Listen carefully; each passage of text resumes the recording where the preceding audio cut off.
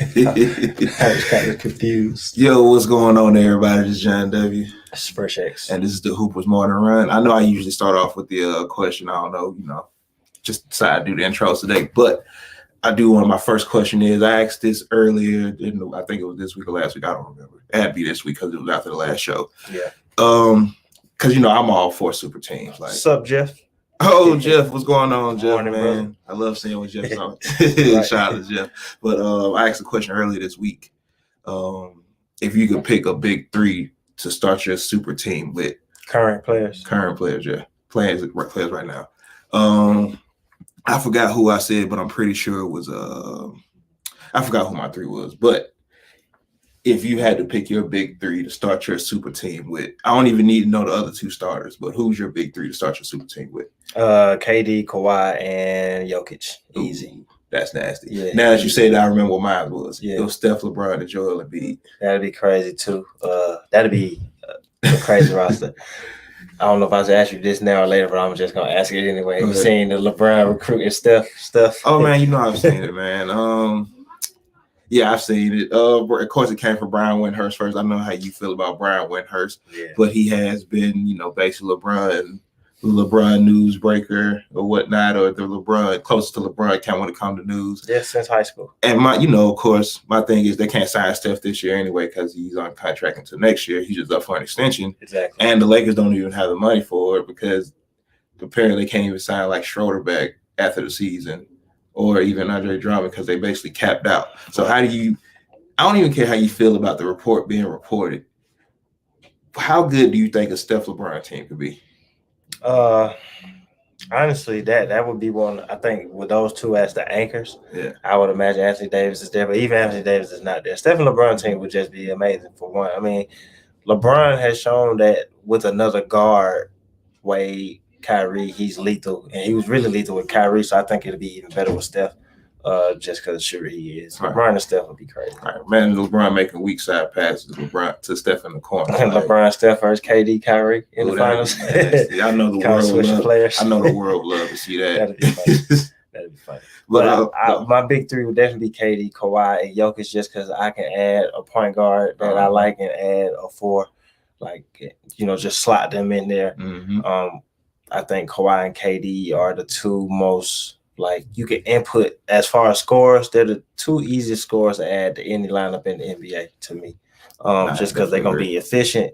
They're going to play their role as far as getting to their spots, and they're going to do it with a low amount of shots. Before KD got hurt, he was averaging 30 on, 18, almost 19 shots a game. So, that's pretty amazing. Nah, definitely. And then with the playmaking of Jokic, exactly coming off handoffs and dump downs, they would really eat. And that's why I don't mind who my point guard is, because Jokic is going to handle the ball some, and KD and Kawhi aren't.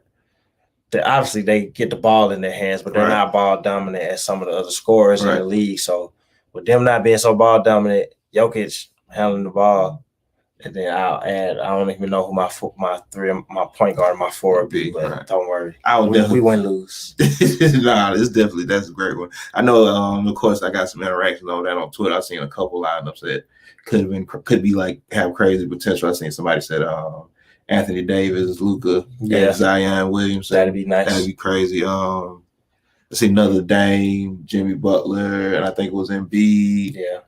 Dame, KD, and Jokic. That'd be nice. Dame, Kawhi, Jokic. Dame was on a few of those actually, because people know that Dame can hoop. So definitely, Dame definitely a hooper. Yeah. But those are always interesting, and I guess this will go into the next thing because of course the Brooklyn Nets have kind of formed the new super team, adding Blake Griffin and LaMarcus Aldridge in the buyout market. And LaMarcus got to start last night, if I'm not mistaken. He got to start. So I kind of figured he's starting at center. Yeah, I kind of figured that. And of course, when this happens, everybody has their own feelings about it. You have some people like me. I know, pretty sure you I love super teams. I don't care. It makes. Now everybody else has to be competitive. The history of the NBA is super teams. We're going to start right there from the Celtics to the Lakers. Not even just the Celtics. I mean, Oscar and Kareem won a championship. I was thinking, the Celtics.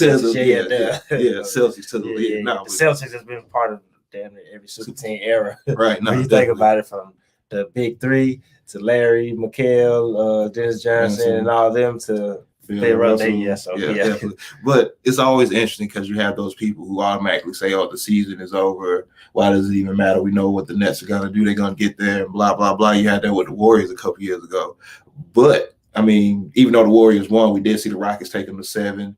We did see OKC take them to 7 in 2016. We did see them lose to Toronto, even though there were some injuries out there. But it's never guaranteed because these are the best of the best hoopers. That's what they're paid to do.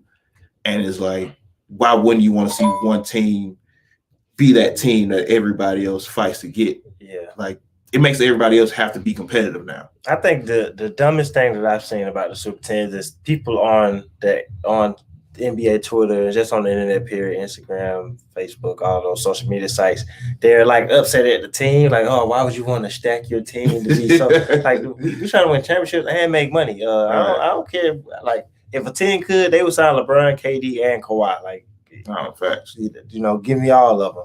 Right. So that's been the dumbest takes I've seen. And the second dumbest have been I've seen that if KD was going to do this, why didn't he just stay with the Warriors? Like, he didn't tell these people to sign with them. I think it's telling, though, that, and you can pick whatever the reason is that they're choosing to go there. Right. But because these players could have signed anywhere, but isn't it slightly telling that these guys are becoming free agents and they're choosing to go to Brooklyn because they want to play with KD or Kyrie or James Harden, opposed to the Lakers just won a championship. So usually the buyout players go to the team that just won a championship, and the Lakers came into the season as a favorite. So you add these players because they could use some size. Clearly, they just added Andre Drummond, so they could have added Blake or LaMarcus Aldridge or whatever. Anthony Davis is hurt. So I think it's telling that the players want to go to Brooklyn. No matter who you say the reason why they want to go there, KD and Kyrie were there first, and James came obviously. But clearly players want to play with them. Because it's not like, all right, LeBron got players to come to Miami. And I'm not making it a LeBron thing. I'm just talking about the team because the Lakers came in as the favorite. Right. But, the struggle in Cleveland was he couldn't get free agents to come to Cleveland. Nobody wants to live in Cleveland. No disrespect. That's what they said. That's what Joakim Noah said. Right. But now, right, like, why would you want to go to Cleveland? Shout out to Joakim Noah. But, LA is an attractive location, obviously. It's Los Angeles. Y'all just won a championship, so it's not even like you're trying to figure out how to get there or whatever. So I just thought it was kind of funny that players decided to go to Brooklyn instead, because I'm sorry, I know Brooklyn's really good, but it's not a guarantee that they're going to win a championship. Like, I still think they, like, for one, I said this on Twitter, they're not winning without Kevin Durant. And you could think he's just sitting out for caution, but nobody sits out for 20 straight games just for caution. So it's something there to that injury. Obviously, they were being overcautious, but 20 straight games, you messing with his rhythm as a player that just missed the whole season last year. So you're going to need KD to be healthy. Yep. I like adding Blake, adding LaMarcus. They're still pretty weak at guard off the bench. So, a problem with James Harden, who just got hurt last night. Right, he did just got hurt. Not last, it was 2 nights ago. He didn't play. He didn't play last night. But the problem with him is he's been tired. That's what they say is fatigue. When you go into the end of the season, but if you don't have no backup guards, you're gonna be tired still. So he's still gonna be tired. So they definitely need to still add some guard play, or you just gotta expect Bruce Brown and whoever, Tyler Johnson, Shamet, who just came back from injury. Shamet could be a good player, but he's inconsistent also. So you're going to need all that to play a part in what's going on, and especially in this weird of a season that is COVID and just normal injuries that happen. Right. And real quick, to your point, Jeff, good players do make each other better.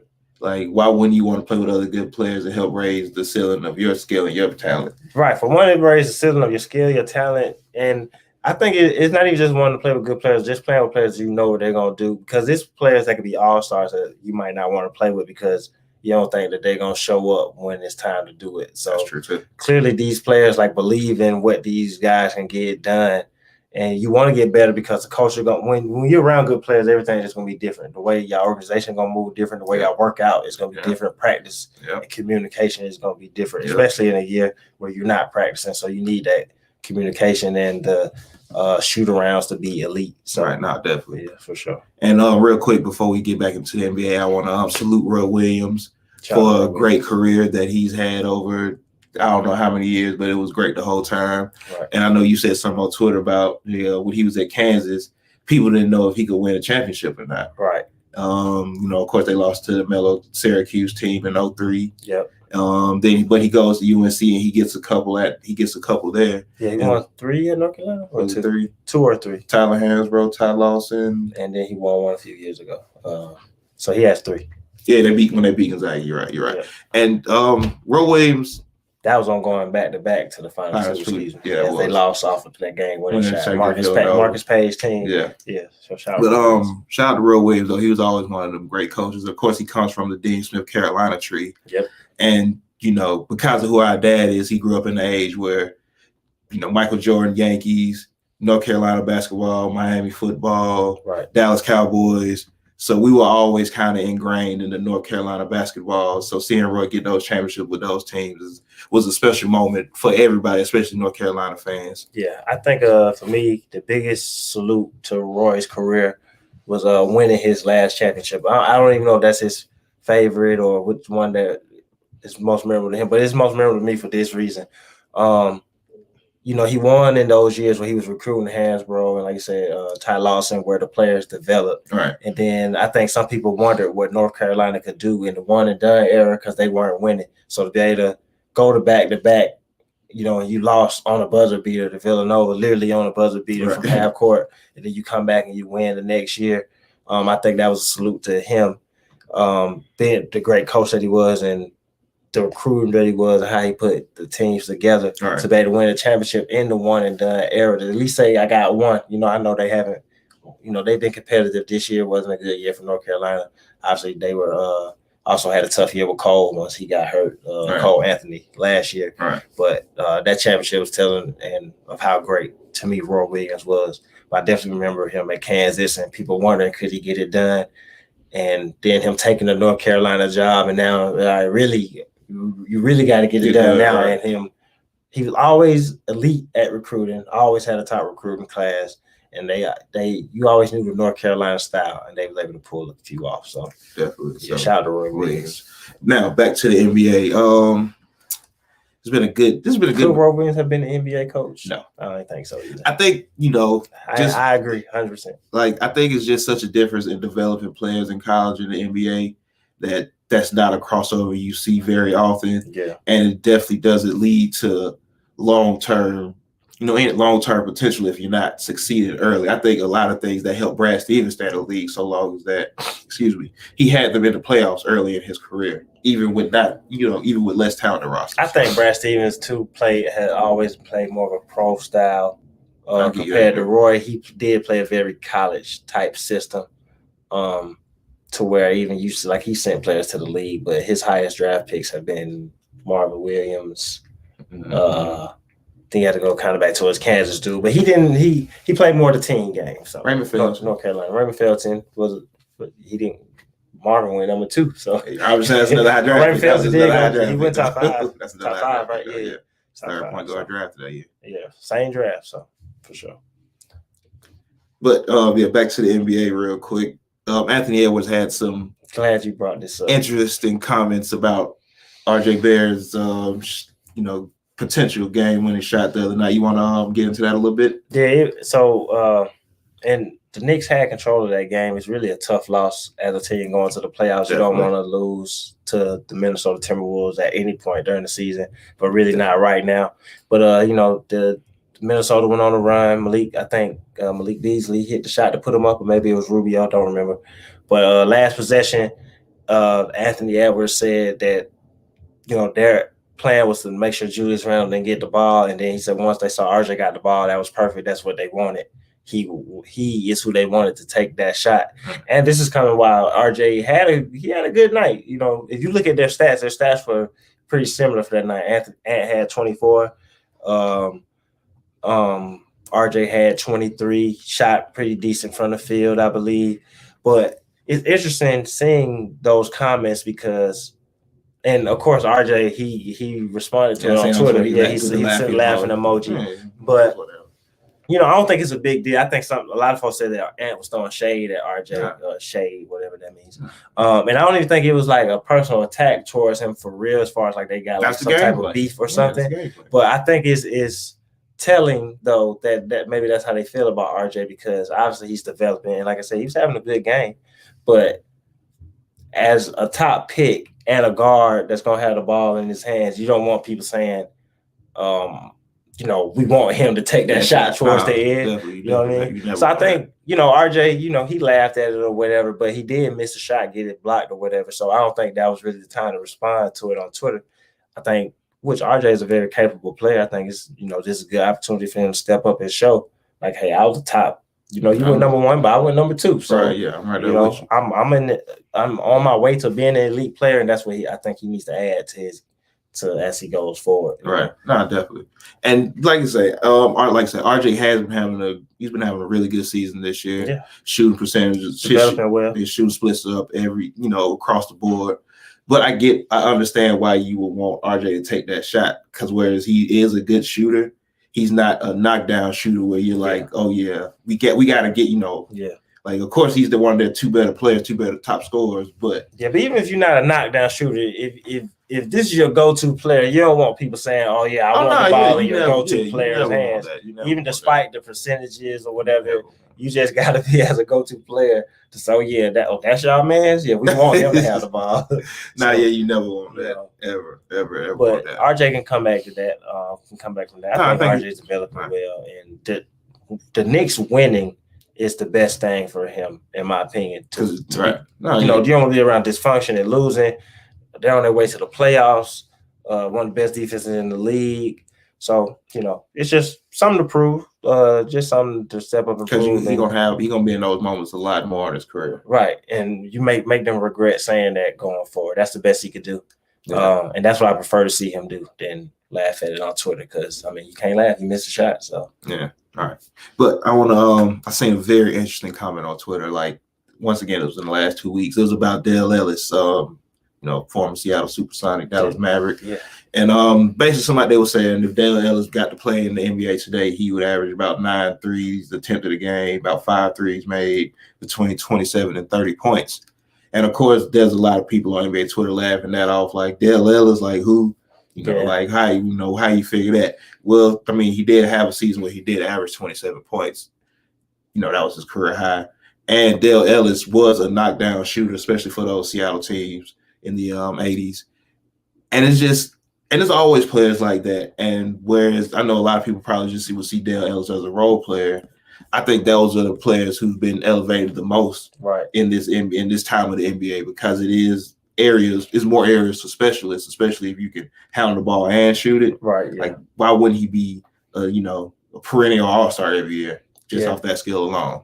Yeah, and just for any of the eras, though, it's players that you can add that would be elevated and take away that wouldn't. As a player that was a shooter back then, that could score also, he could be a better shooter in this era. I've said that I thought Dan Marley would be a better player in this era, and be able to sneak in a couple All-Star games, maybe 1 or 2. But you can say that for a lot of different players, and especially it's not like Dale Ellis averaged 5 points per game or 10 points. Like, he did average 27 in the season. So if you play in an era where it's more to the liking of your shooting, he'll have more opportunities to do what that is. But people don't know who these players are, and everybody just assumes, because they see it more, that this is the undisputed best. Each era gets elevated by the last era, obviously, because you're taking what they're doing and then you add to that and you go to the next level.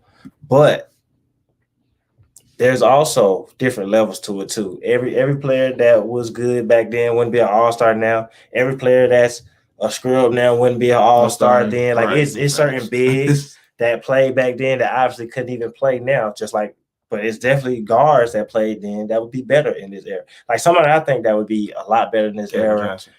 Kevin Johnson for sure, but I was going to say, and he's up for the Hall of Fame ballot, Tim Hardaway. I think Tim Hardaway would have made more all-star appearances in this era just because it's more guard-heavy. Yeah. Right. But like a big that ate back then that probably wouldn't eat now, I'm thinking this off the top of my head, so that's kind of tough. I might have to come back to that. But they're definitely bigs that I think that did well Not even just even not, better than Rick Schmidt. I think it's big. They probably won't be able to transition now and will have to, do different things. But Dale Ellis was an elite player then. You don't average 27 in the league. I would like to see Ralph Sampson in 2021.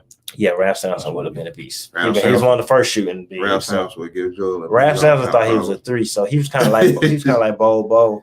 Nah, yeah, he was. He basically kind of was the original Bo. He was the original All-Star version of Bo. Ralph Sampson. Shout out to Ralph Sampson. And speaking of National Player of the Year 3 times, two times National Player of the Year. Back. Yep. And speaking of Bo, real quick, I know the Nuggets are the Nuggets are surging right now, especially after adding Aaron Gordon. I know they expect to keep rising in those standards and maybe make a title run. What do you think? Like, what's keeping Bo out the lineup right now, outside of more talented players in front of him? He's not strong enough to play on the block, and he doesn't dribble good enough to be on the perimeter, which he clearly wants to be a perimeter player. So he if he's going to choose to be a 4-3 instead of a 4-5, he needs to tighten his handle. And then you just need to naturally get bigger so you can rebound more on the block. It's not even just about getting on the post, and because you can play on the post without necessarily banging or whatever, because he can turn over left shoulder and shoot over somebody, turn over either shoulder and shoot over somebody. But what's gonna hold him back is he wants to play a more perimeter oriented game, and that's his style. That's what he's grown up playing, obviously. But you want to play a more perimeter oriented game, he needs to tighten up his handles. Way to the left type of player, but and obviously he's a million times better than Bo will ever be. But Kevin Durant always alludes to a million times better than he will ever be. But Kevin Durant always alludes to his handle getting tight as a rookie in Seattle, because PJ Carlesimo made him play shooting guard. He's like, you're not gonna be a 4, you're gonna be on the wing more. Right. So he made him play. He's like, he literally made him play shooting guard. That after he took, because I don't think PJ coached the whole year. After he took over, he put him at the 2 and was like, you're gonna handle the ball, you're gonna shoot, and we're gonna tighten your perimeter skills because you got him. So Bo needs that, and maybe he gets that playing in a G League where he can get some time on the court, because he's not getting time in the NBA right now, especially with Michael Porter's ascension and getting healthy or whatever. But I think he should be a piece that plays, but he's clearly going to be a 4-3 than over being a 4-5. And that matters. But he still needs to continue to get stronger. He clearly, it's not even about being 380, but I'm sure just get Bo couldn't guard me in the post. Oh, yeah, you gotta get that core strong. You gotta be able to keep your balance, like say, getting those rebounds and even defending down there. Like even if you're not defending the post, but being on help defense, you don't want to kind of get moved out the area when you're trying to block a shot. I'm looking at Chris LeBron. Shout out to Chris LeBron, president in the building. Shout out Prezi. Bo needs to get stronger. Definitely. All the leadership in the building this morning. Mo, Jeff. Shout out to Mo. Man, what's going on? Hakeem and Pat would eat today for sure. And I was trying to think how I felt about Alonzo Mourning in today's game, but he had a little bit of perimeter game where he could be. Shaq say all the Georgetown boys. but Hakeem and Pat would definitely, especially Hakeem. Yeah, Hakeem would be, because he would be a 3-point shooter. He had such good ball handling then as a 6'10" Joel. So, he was better than Joel. He was. But I was just saying, as far as in the game today. Yeah, for sure. Speaking of Joel, he should be on the way back. Yeah, I think this weekend. Yeah, Saturday. That's a boost that Philly needs, because Brooklyn just took they had the best record. It's because they played more games, kind of technically. Yeah. But they had the best record in the East at 34-15. Philly is 33-15. So that one game. You know what I mean? Yeah. So Embiid will be welcome back. And since we're on Philly, I want to take this time I always give Ben his credit. Especially as people focus on his shooting. But I think I want to take the time to say that he's been disappointing me in especially the last week or so. Like when Joel first was out, he was playing aggressive. And I know you said he came out recently and said that he needs to play better. But what's missing from him is the aggression 100% of the time. Not just shooting, it's just overall being aggressive. And the playmaking, even when he's not scoring, you want to see him whenever I see that his rebounds are low and his assists are low, I say Ben didn't even try tonight. I don't even really care what he did on defense. Because I don't think he tried, because he should get 8 to 9 rebounds a night easily and 6 to 10 assists easily, because that's what his main focus is out there. Right. And that's what they need the most for him with Embiid being out. Maybe this has also shown that Philly needs another shooter or so. Right. I've seen that out there a little bit, but I think overall is on Ben needing to be more aggressive. But Philly held it down without Joel Embiid. As a person that was leading the MVP race in the lead easily. He missed these games, and Philly got the win last night over Cleveland. I know they lost a few nights ago, but they held their position down. Obviously, Brooklyn is first now, technically, but they're still in the race. They're the best record in the East. Right. So, like, you just don't want to lose any pace into Brooklyn. Like, of course, you don't want to drop below them, but as long as you're right, like they basically a game down, 33-15, 34-15. Yeah, that's my pick for the Eastern Conference Finals. So. Oh no, that's gonna be a good one. I know we were talking about that yesterday. Because we were talking about Killian Hayes and we got into Dante Exum because you said Killian Hayes was giving you Dante Exum he's about to Dante Exum me.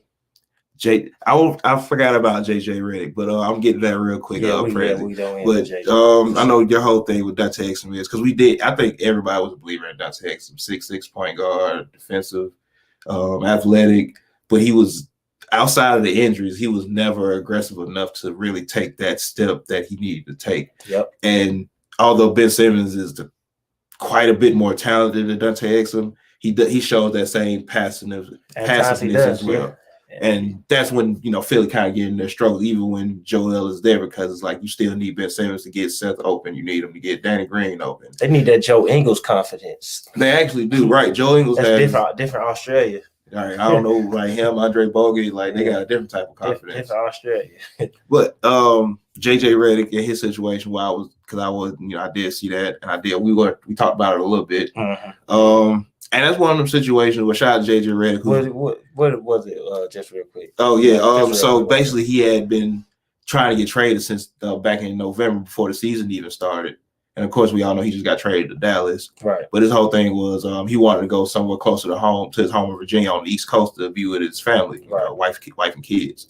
And of course, Alvin Gentry, the GM. No, David Griffin. David Gentry used to be the coach. Oh yeah, he's out of here. My bad. Yeah, David Griffin's, was saying, of course, we're gonna work with you. We're gonna try to make this happen. And then now we get to the trade deadline, and it doesn't happen. And you get shipped to a team you get shipped where you didn't want to go.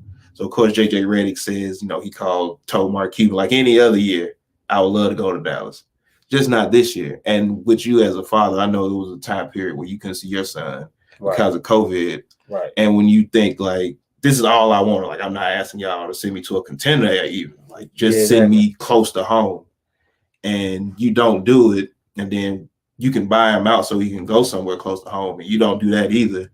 And of course, JJ Redick said, that's the business. He understands it. He don't trust any organization front office because why would you? And they don't do what's best for them. But he's being professional about, he's not calling names and saying this, that, and the third. But it's like, how don't you work with a player like that? You say you're gonna work with him all this time, and then like even before Drew got traded, he was saying, trade me. Right. You get Drew traded, but you don't get JJ traded.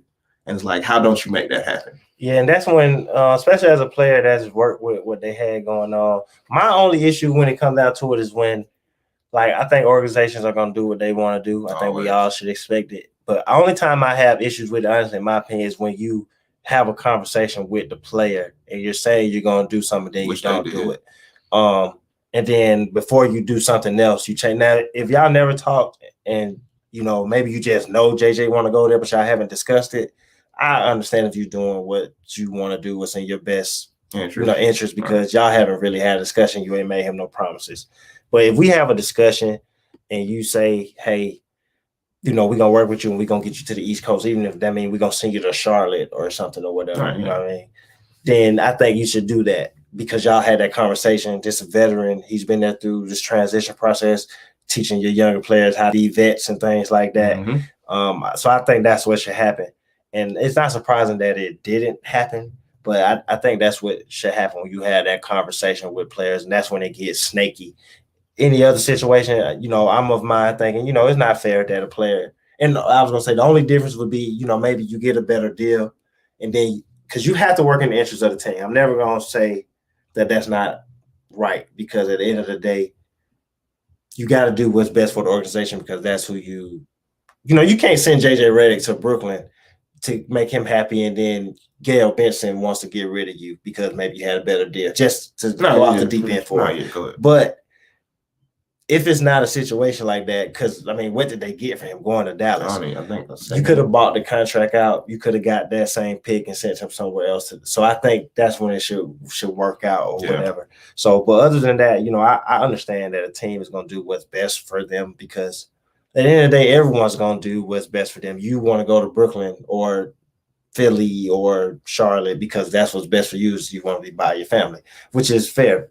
So I just think it gets snaky when we have these conversations, and in the end of the conversation, it's all right, we're gonna do this, and then you do something else without talking to me, because maybe something does come up. Man, we got an opportunity to make this deal. We got to add you to it. It's in the best interest of the organization. Maybe you can talk to them and they'll buy you out. Right. But we're having this conversation like, hey, we was gonna try to do this, but I got to do this, because at the end of the day, you got to do your job. So I'm never mad at people for doing their job, because I mean, that's what you get hired for. That is what it is. That's what you sign up for when you go into the NBA. But it just gets snaky when you don't have these conversations, because you talked to me and told me we were going to do this. If you're going to go another way, let's have a conversation about it as men, as people that's work together. Right. It's not like an employee-employer thing. It's really a partnership, honestly, even though it doesn't get treated like that enough. It's really a partnership. You need the players or whatever. That's why y'all split the revenue. So, but yeah, I just think it gets snaky when you don't have that conversation. Communication is the key. I said for the last time, I'm not against people doing their job, because I think that's what people get more upset at these days. Oh, he traded him and this and that. Like, I gotta make moves. I gotta do this and that, because I gotta work too. I got a family I'm feeding too. I got people I take care of also. But don't tell me, oh yeah, we're not gonna do this, or we're gonna work with you, and then I wake up in Turner Sports Center and I got traded to Dallas. I get traded to Phoenix or something crazy like that. It's like, you could have called me at least. Right. Like, so they could have sent him to DC, because I know his whole thing was DC. I know his whole thing was, even if he get bought out, he didn't necessarily think about going to Brooklyn. Right. He just want to be on the East Coast. He hasn't seen his family all year. Right. Like, we haven't heard about JJ Redick missing any games because of COVID, like anything. Like, which means it says that he probably would have taken a better buyout deal for y'all just to be bought out. So it's like it still works for the organization. Yeah. So you gotta just have that. You just gotta have that conversation, because they didn't get nothing game changing for Dallas. It's not about to be a high pick. They didn't get a great player that changes their playoff outlook right now. So it's like y'all could have bought him out, and you probably could have bought him out for a better deal that would have led you to something. So definitely. Hey. That's a game, though. No, yeah, it's definitely a game. Like I say, both sides of the partnership have to do their job. But don't tell me you're gonna do this and then don't do it for me. Yeah, that's the only time it gets ugly. Like I say, JJ Redick kept professional. He said he understands that you shouldn't trust any front office. This is all this is showing in a way. Like but that's the main issue I would say, is that you gotta feel like, especially, David Griffin's not a player, but former player, but you even got people who feel like that in organizations that's ran by former players. And I just think it all comes down to people. You can do your job and you can make the tough decisions and still be solid. It's just like, all right, bro, I know we're gonna try to do this, but we gotta do this. This is what the person upstairs want, because I have a owner, I have a boss too. So you can't get mad at somebody. Like I said, what's in the best interest for you is going to DC, or not DC, but just going to the East Coast. Just going closer to your family. But I might gotta do this, and the owner might tell me to pull the trigger. So you can stay solid, organizations and players, just by communicating. Communication is key in every relationship in life. Yeah. Boom. But in other news, shout out Juwan Howard, who's a shot away from a Final Four appearance. Michigan, he had Michigan basically in top 5 team all year. Yeah, it was a 1 seed coming into this. It was good to see. It's good to see things like that. I know when Roy Williams retired, I've seen a lot of people call out for Jerry Stackhouse to become the head coach. I seen somebody even had Rasheed and Stackhouse in the picture, basically saying, "Let's do this." Would you like to see that more, like those players getting those chances? Yeah, especially when they're worse. Jerry Stackhouse was a successful G League coach. And then, he's been in college. Where did he was at Vanderbilt. So knowing that he has a good track and record as a coach, believing in his ability to attract people to the university that represents, that he'd be proud to represent because he went there, played there, he put on the uniform. And maybe, I think Chris LeBron says it on Twitter, shout out to the president again, maybe he can get that Penny Hardaway magic. And shout out Penny, who just won the net with Memphis. Right. So, and be able to recruit players and, everybody want to come play there. And then, to have a black man as a coach. I could be incorrect, but I can't remember a black coach for North Carolina. Dean Smith. What was the guy name? Joe Forte coach? Yeah, he wasn't black. Nah, yeah, he wasn't. Roy Williams, Larry Brown. No, he was just Kansas coach. Yeah, he was so. Yeah, I think Dean Smith was a coach for a long. He was the coach until not Jeff Capel. What was it? I can't think of his name. Jeff Capel was Duke coach. Yeah, but he was a terrible coach. The one guy in between. But yeah, Dean Smith and Roy. I think a good look at Stackhouse definitely should be there, and hey, I'm all for it. No, yeah, definitely all for it. I would, especially if he could get Rasheed or Vince Carter on that coaching staff with him, if not all of them. Like I said, once again, shout out to Penny Hardaway, who also was afforded that opportunity to coach his alum, coach at his alumni school. That should be a thing that happens more because these were players who a lot of players watch growing up, especially if they go to school in the area. Like James Wiseman being from Memphis, he already had a personal relationship with Penny, which is kind of what led to him. Not he wouldn't know Penny though. He didn't see Penny. No, he didn't see Penny, but he knew Penny from the neighborhood though. Penny right, so then that helps knowing from the neighborhood, like they went to the university. That's why, Stackhouse could be a good move. Right. I'm pretty sure, you got a brother or something that put him on some Penny stuff. Right. Then now they see somebody say they would like to see Penny go to coach the Magic, bring back the pinstripes and all that. Let Penny stay at Memphis, let him build that up. Yeah, Memphis is. I would like to see Penny get a championship at Memphis. Yeah, I like Penny in college. Definitely.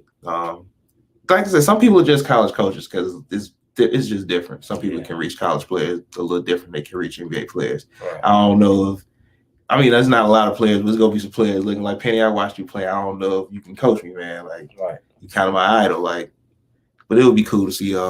It's even more people get those type of jobs. Right. Like I can't think of any other players off the top of my head. Maybe Dominique go back and work at Georgia. Nah, I like him. I like him calling the Hawks game. Like him calling the Hawks game. Yeah, for sure. Dominique is perfect where he is. Other than that, you got anything else for this morning? No, that's pretty much it. Just shout out to the viewers as always. Shout out to the executive crew in the building today. Off the Ball Network, as you know, we here every Friday morning for the Hoopers Morning Run. You can find us anywhere podcasts are available. The Hoopers Pod, Spotify, Apple, iHeartRadio, and then every Monday and Friday on the Nothing But Net radio app. Because I know y'all downloaded the Dash radio app. You can catch us at, what we on, 8 p.m.? 8 p.m. Eastern Time, Monday and Friday, Nothing But Net radio, the Hoopers Hour. Go ahead and download the Dash radio app. Shout out to the Off the Ball Network. That's all I really got. Yeah, of course, once again, shout out to everybody over there. Steven and Austin at Breaking the Game. Jelani, what the game means to me. Jeff, Mo, Chris. Like I say, the executive suite was in the house today. We should have a Hawks fly through coming up soon. So look forward to that. I'm gonna go through Twitter because I always forget people in the network. I want to start making sure I shout everybody out. See who else we got up in here. Say Mo, Jared, shout Coach, Couch, and Faku. Shout out to the Knicks, man. Y'all right now, y'all in pace for a home court advantage. I don't think nobody really had that except Knicks fans. Said shout out Steven. Shout out to Cruise Island. Make sure y'all catch that. Who else we got up in here? It's too many to name once again, as always. More names than you can think of when you work at a great network. Shout out to Dad Watch Sports. Shout out to Say It Out Loud Sports. Aaron B, shout out to you and you and Nick Andre always do good work on y'all articles. Can't wait for another one from y'all. Thad, shout out to you, my bro. Said Jelani, of course. Other than that, man, John W. It's Fresh X. And this was the Hoopers Morning Run. Later, players.